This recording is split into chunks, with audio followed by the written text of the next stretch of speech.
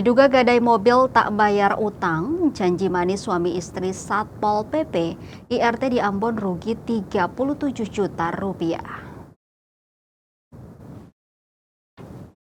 Sederet janji manis yang tak kunjung ditepati membuat seorang ibu rumah tangga di Ambon, Mirnawati Patandung, 33 tahun, akhirnya menyeret 3 terlapor.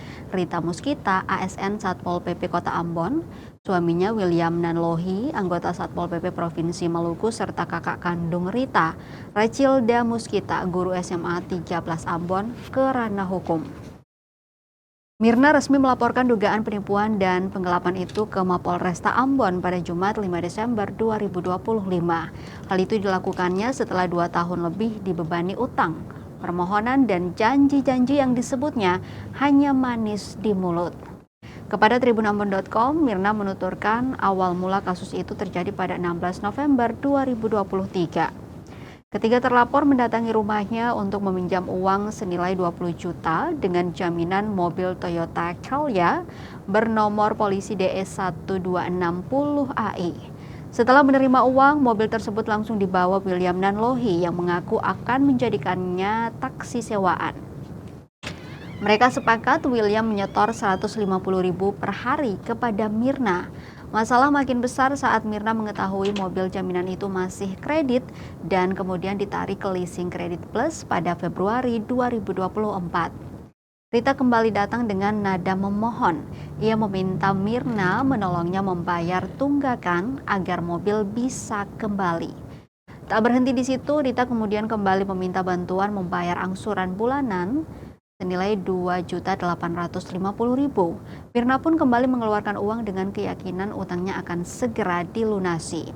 April 2024, Mirna menyewakan mobil itu kepada seorang pria bernama Idrus Bugis. Sebelum akhirnya kaget karena mobil tersebut ternyata digunakan untuk menyelundupkan motor ke Pulau Seram. Mobil pun disita polisi dan menjadi barang bukti kasus kriminal hingga proses persidangan di Pengadilan Negeri Ambon. Idrus ditetapkan sebagai salah satu dari 5 tersangka. Pada 12 Oktober 2025, setelah mobil keluar dari status barang bukti, Rita mengambil mobil tersebut dari Pengadilan Negeri Ambon. Ia bersepakat dengan Mirna bahwa mobil akan dijual dan hasilnya digunakan untuk melunasi seluruh utang. Mirna lebih dulu melapor ke Polsek Sirimau pada 30 November 2025. Mediasi dilakukan pada 3 Desember namun tanpa kesepakatan tertulis. Total kerugian yang ia sebut mencapai 37.850.000, terdiri dari pinjaman 20 juta dan pembayaran kredit 17.850.000, belum termasuk biaya servis mobil. Mirna berharap pihak kepolisian memproses laporannya dan para terlapor bertanggung jawab. Terpisah dari itu, Rita Muskita saat dikonfirmasi tribunambon.com mengatakan bahwa mobil itu diambilnya dari pengadilan dalam keadaan rusak. Rita mengakui kesediaannya mengganti semua uang Mirna asalkan ada tanggung jawab atas kerusakan mobil miliknya.